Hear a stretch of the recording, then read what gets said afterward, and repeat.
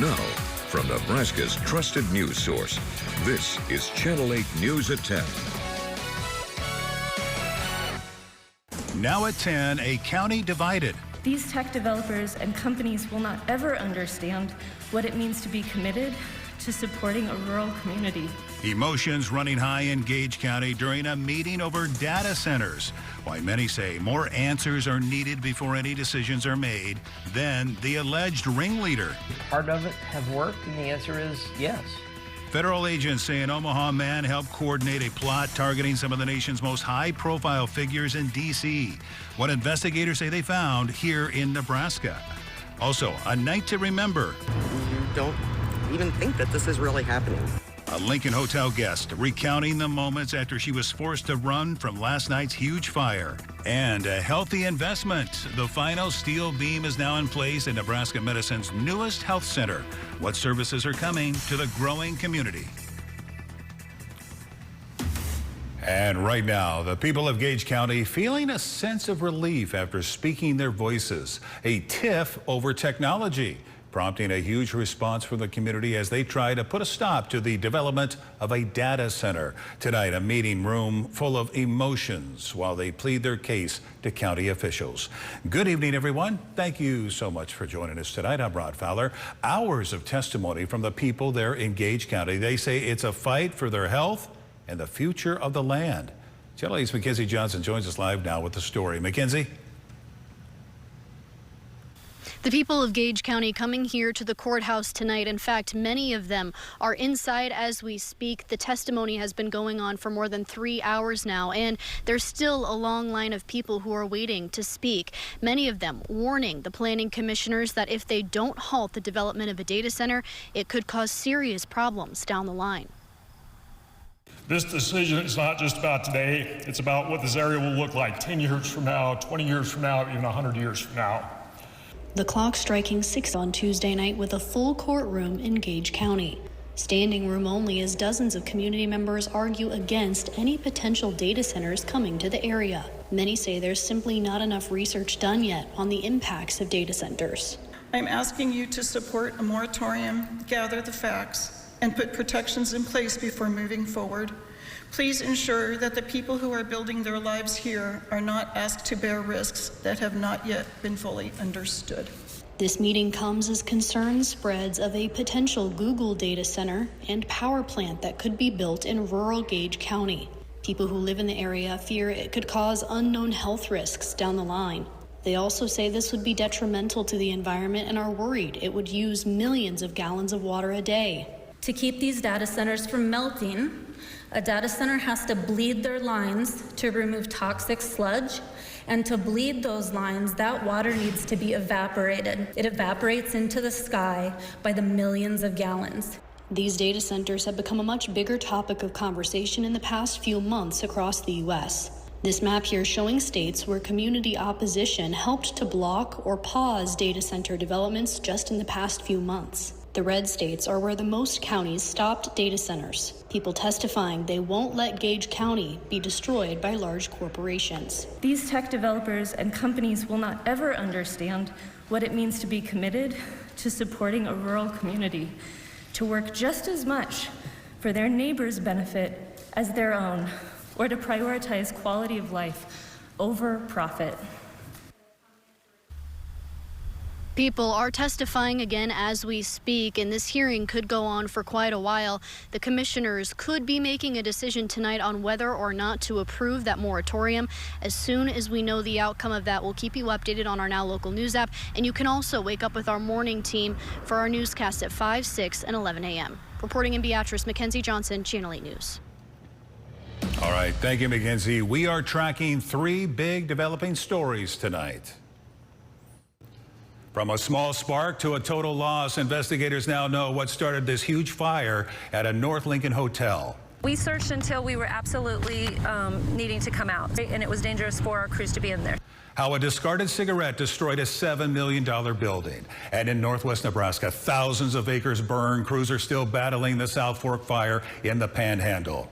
I do believe this. Life gives us some dark hours. I do believe Crawford We will all be stronger. Where Governor Jim Pillen got an up-close look at the response. And finally, we do have new details tonight in a disrupted attack plot targeting a UFC event at the White House. It scares you to know that things can fly under the radar so easily, so close to home. Who they're saying helped lead it from right here in Nebraska.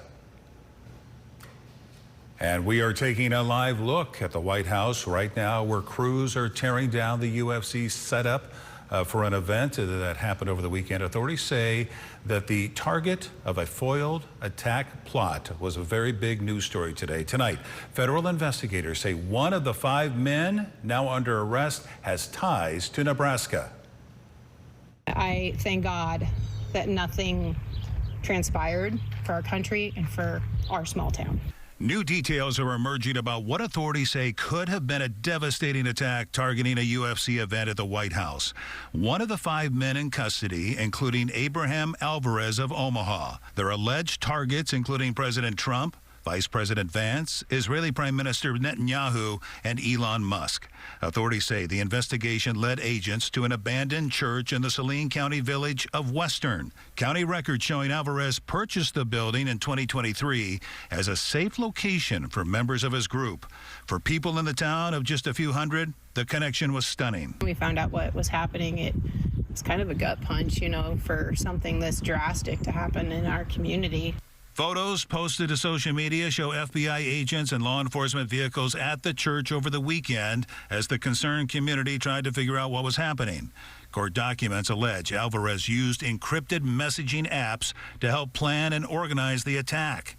Investigators also say he talked about building explosive loaded drones. It scares you to know that things can fly under the radar so easily, so close to home. The FBI alleging the plot was ultimately disrupted after the mother of one of the suspects contacted authorities with concerns about her son's behavior. Federal agents later seizing firearms, ammunition, and electronic evidence during the investigation. The idea that you could apparently send drones in with weapons, explosives on them, to their words, hit buildings, causing panic, it's a bit grandiose, but you just never know. Could part of it have worked? And the answer is yes. None of the suspects has entered a plea. Alvarez is now facing charges including conspiracy to commit murder and conspiracy to commit an offense against the United States. And the FBI believes Alvarez was considered the ringleader behind the foil plot. Members of Nebraska's congressional delegation are reacting to his and the 4 other arrests. Congressman Mike Flood is praising the law enforcement agencies involved in the investigation and arrest, saying, quote, political violence has become far too common, including in our own backyard. It is unacceptable, with this latest development serving as a reminder. Senator Pete Ricketts echoing the same sentiment, saying, quote, political violence is never acceptable. It's absolutely terrible that people think doing something like this is okay. Thank you to the FBI and our law enforcement officers for preventing this awful attack on Americans. We're learning more about what sparked this massive hotel fire in North Lincoln. Here's what's left of it. Citizen journalist Brian sending us the drone video today to our Now Local News app. The fire causing $7 million in damage.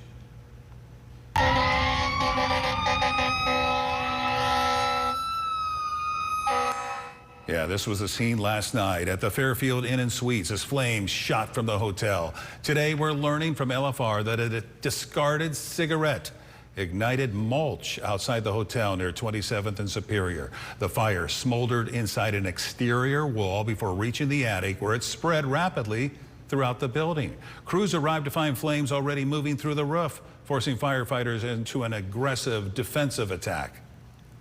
Third story was collapsing into the second story, and it was dangerous for our crews to be in there. 100 people were forced out of the hotel, including Lynette Schnittker from Minnesota, who had checked into her room less than an hour before the fire broke out. I've never been through a fire like this before, and it's amazing. From the small child on, they tell you what to do in a fire and what not to do in a fire. When it happens, you have to really think back to stop, drop, and roll kind of thing, but yeah, you kind of are dumbfounded. It's disbelief. You don't even think that this is really happening. LFR says there's little chance anything left inside will be recovered. There were no injuries, and everyone made it out safely.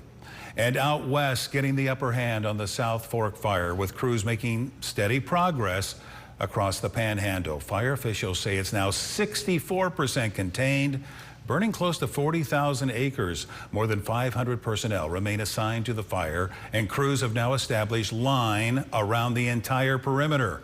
They're preparing for strong winds, though, through Wednesday. And after getting a first-hand look at the South Fork fire today, Governor Jim Pillen says the response has been nothing short of incredible. It's really incredible. And I do believe this. Life gives us some dark hours. I do believe, Crawford, we will all be stronger. We will all be better neighbors. We will all live a richer life because of this extraordinary challenge. Meanwhile, the governor launching a new wildfire hay recovery program, allowing Nebraskans to donate hay harvested from the state highway rights-of-way, all to help ranchers who lost pastures, feed supplies, and fencing in the fires. It is time for your first forecast as we enjoyed a super nice Tuesday. Here's a view over southeast Nebraska from our network of cameras. For the middle of June, it doesn't get a whole lot better than this. Yes, some areas would like to see some rain, but we can't control that. So what do you say we enjoy what we have while we have it? Here's Chief Meteorologist Rusty Dawkins. I don't think I could have said that better. We absolutely need the rainfall, but when you have a nice day, especially during severe weather season, you latch onto it and hang on for dear life. But we are going to see another chance for some severe weather as we head towards the weekend. But today, well, it kind of depended on where you were at. 82 in Lincoln, not bad. 80 in Columbus, 82 in Grand Island. But look at that, further west, 94 Ogallala, Scotts Bluff, 94 in McCook, 95 in Shattern. So a lot of heat for the western half of the state. 27th and Yankee Hill Road. The wind is picking up on our Hondo of Lincoln cam, and we have a wind at southeast at 15 miles per hour.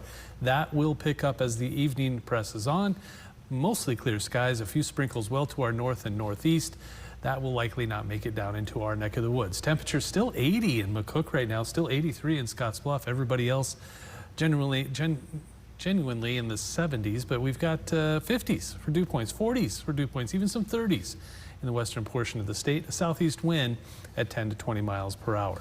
Look at this. By noon tomorrow, this one forecast is saying we're going to be already around 90 by tomorrow afternoon. And how much wind are we talking about? Well, enough. We're looking at 35 to maybe 40 mile per hour wind gusts as we head through the overnight into early tomorrow morning. More on this forecast in a couple of minutes. Thank you, Rusty. Stay with us. We have plenty more after the break, such as building for the future. A major milestone has been reached on a new Nebraska Medicine Health Center, how the project is expanding access to care. And all new tomorrow morning, running with the best. A new national study puts Lincoln among the best run cities in America, where the capital city ranks. Wake up with Channel 8's Andrew Ward to find out. We'll be right back.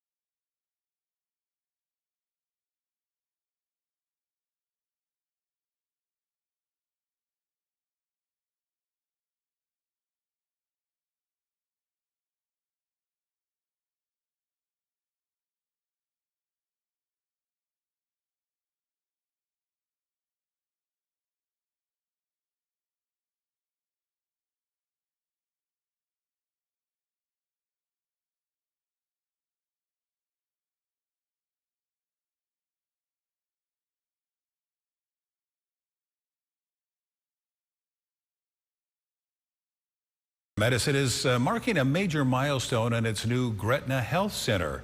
Construction crews raised the final steel beam as leaders celebrated progress on a new facility that's designed to serve one of the fastest growing areas in the state. Community leaders signing the final steel beam before it was put into place. The facility is expected to bring primary care, urgent care, imaging, and many other services to Sarpy County. Officials say the project is designed to meet the health care needs of Gretna's rapidly growing population. It's about investing in the future of Gretna. And we did our analysis and identified that they needed more primary care, access to specialty services, and really a gateway into the medical center. The health center is expected to open in just over a year. Nebraska Medicine says the facility will also include additional exam rooms and space for future healthcare services. Now, your Storm Alert Team forecast with Chief Meteorologist Rusty Dawkins. Well, this is going to continue. Red flag warnings for the western portion of the state until we can get some significant moisture and until then, this will happen if it's going to be windy. The dew points are low and the temperatures are going to be on the high side, and that's exactly what's going to happen in the Panhandle. So another red flag warning and then a wind advisory. It's going to be windy everywhere, but significantly more so in northeast and southeast Nebraska. This is because of a system to the south, and this is because of a system to the north. That's why they're not combined. They're two actual different systems that will be hitting at different times, which I'll show you here in a minute. First, let's look at what today was like. Not bad, 80 degrees, 59 for a low. That's a little below average. I like to point this out though as often as I can. For the month, 3.25 inches of rain in Lincoln. Normal's at 2.5, way above average. We're still below average for the season and for the year, but hopefully we get there as we head towards the weekend. Looking at 48th and Cornhusker Highway, I never know what's going to happen. And I don't think they do either. We'll just move on. Temperatures in the 70s and still some 80s out there. That's just way too warm. 80 in McCook, 83 in Scottsbluff. Everybody else in the 70s except Nebraska City and Falls City in the 60s. But 71, 72, 73 does it for just about everybody. Dew point hanging on to the lower 50s. As long as it's in the lower 50s and not the lower and middle 60s and 70s, we're doing pretty good. South wind, 5, 10, 15 miles per hour. Starting to pick up a little bit. And that's statewide. We're going to see the wind kind of increase and increase. Not a whole lot of wind gusts yet, 25, 24, 18. So the wind hasn't really picked up. That will likely happen right about there. This is why that wind advisory is in place for southeast Nebraska. That's for tomorrow morning. There's also that wind advisory here. It's not quite there yet by tomorrow morning. But notice everybody anywhere from 15 to 30 or 35, even 40 miles per hour.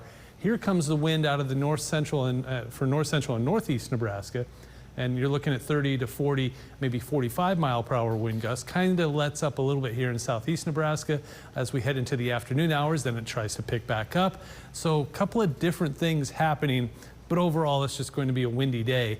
And by I think the 3 o'clock in the afternoon, you're looking at 45, maybe 50 miles per hour in parts of north central and northeast Nebraska. And as soon as the sun goes down, it's like the fans turned off.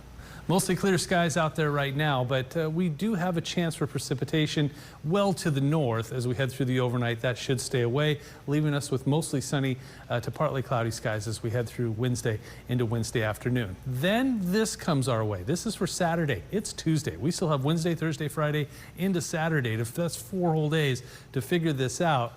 The potential is there for severe weather, especially when the Storm Prediction Center starts saying you have a severe weather threat like 5 days away. That's usually not a good thing. And here's why. A good chance, a couple of different models saying we are going to see a decent chance for some strong to severe storms late Saturday into Sunday, but rain's coming with it. So hopefully we can just get the rain and dodge the severe weather, because look at all that. That would be pretty nice. Temperatures tonight right around 70. Highs tomorrow right around 90, so it is going to be warm. Here's your 7-day forecast. We are warm one day and then cooling back down into the 80s, but still warm. You're looking at the upper 80s and lower 80s as we head through the rest of next week. Father's Day, again, that chance for storms for the weekend, so that's something we'll keep a very close eye on. I think I didn't update this trivia question, so you should know. I don't know. Were you here last night, Nate? Nate, okay, this will be new to him. Okay. All right. So myth or fact? Lightning never strikes in the same place twice. It's kind of funny that I'm doing this twice. It's ironic. Myth or fact? I'm gonna go with fact. That it never, it's a myth. It's a myth. It hits the same place all the time. Like we were just talking, our tower gets hit many times during severe weather season. Maybe not in the exact same place, Okay. but yeah, it'll hit something, right? There you go. Thank you, Rusty. Hey, want to let you know, Denton is letting families know they will not be hosting a fireworks show this year for the 4th of July, although they're citing their inability to secure a time and location. We'll be keeping our eyes out for other places that might cancel their 4th of July fireworks celebrations, especially because of the dry conditions in some areas and higher probabilities of fires. Now to a different kind of fireworks show, and it's caught on camera. Take a look at this, a rare sight in Hawaii. Now, you've got an active eruption, and to the left, look at that, whirlwind, just feet away from each other. These funnels, which are created by the volcano's intense heat, are sometimes nicknamed volnadoes. This one's sending debris flying all around as it passed by the volcano. Has been experiencing eruptions now for nearly 18 months. So there you go, Nate. You've never seen anything like that before. That's pretty cool. I've never seen anything like that. You watch Channel 8, man. You'll see all kinds of stuff like that. Yeah. Coming up next, we're heading into the sports zone. What do you have for us today? Yeah, we're going to talk College World Series, of course, with the semifinals coming up tomorrow. And then we're also going to talk some Husker softball, a new addition to the team. That and more next.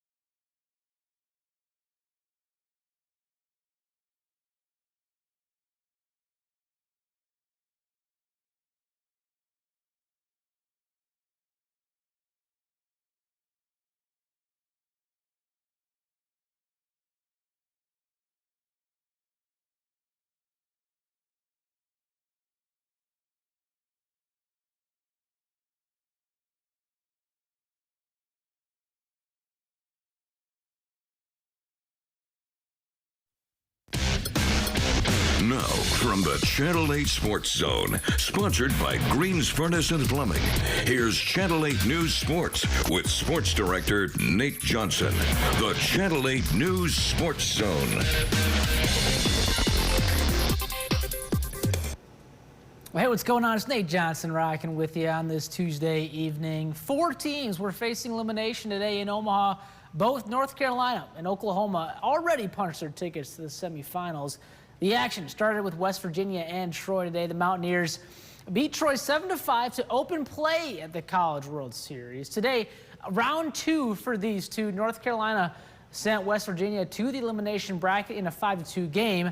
Troy took down Ole Miss after the loss to West Virginia, and today it was once again all things Mountaineers, country roads, leading them to a rematch with North Carolina tomorrow. The final between these two, 12-0, West Virginia taking the victory in big fashion. And as for the night game, Georgia and Texas were battling for the final spot in the semifinals, a date with Oklahoma awaiting tomorrow night. Tonight, though, it was all about the Bulldogs. Georgia won the first meeting between these two, that game ending in a 7-1 win for the Bulldogs on June 13th. Tonight, they win it once again, 2-0.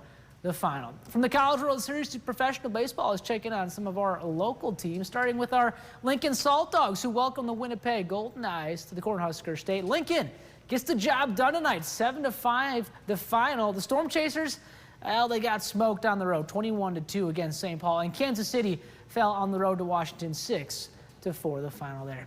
Staying on the diamond, but on the ladies' side of things, we got some Husker softball news. 4 Husker student athletes made the College Sports Communications Academic All-America teams. Hannah Kamzine, Jordy Fromm, and Casey Hoffman were all named to the second team, while Jesse Farrell earned a spot on the third team.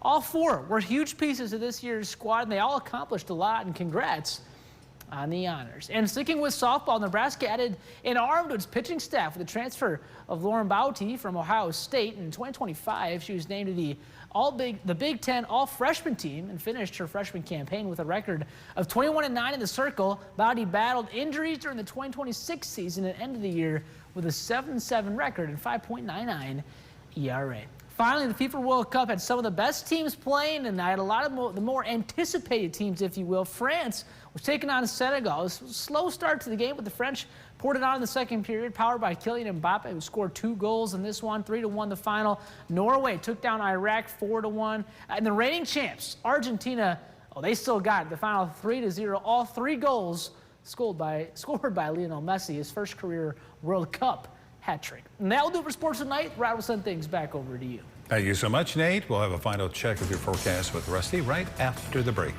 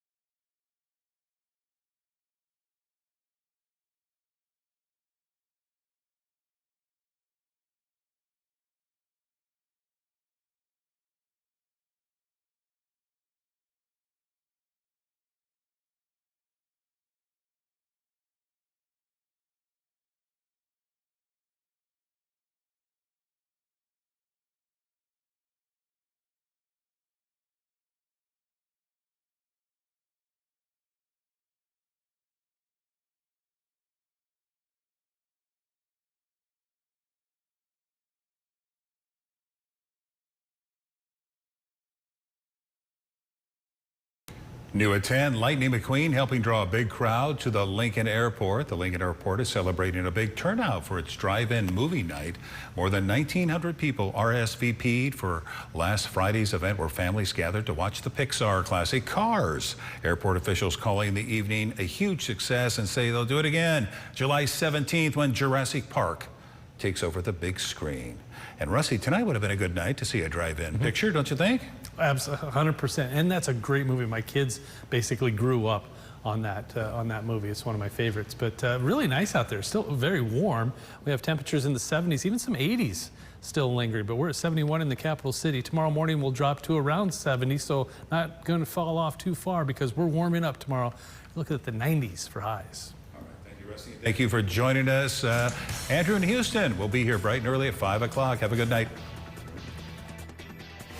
Founded and operated by American veterans and patriots, we bring a warrior ethos to every case. We are Barry Law. Let your voice be heard by sharing your photos and videos to the Now Local News app. Earn points and redeem them for gift cards. Scan the QR code to join.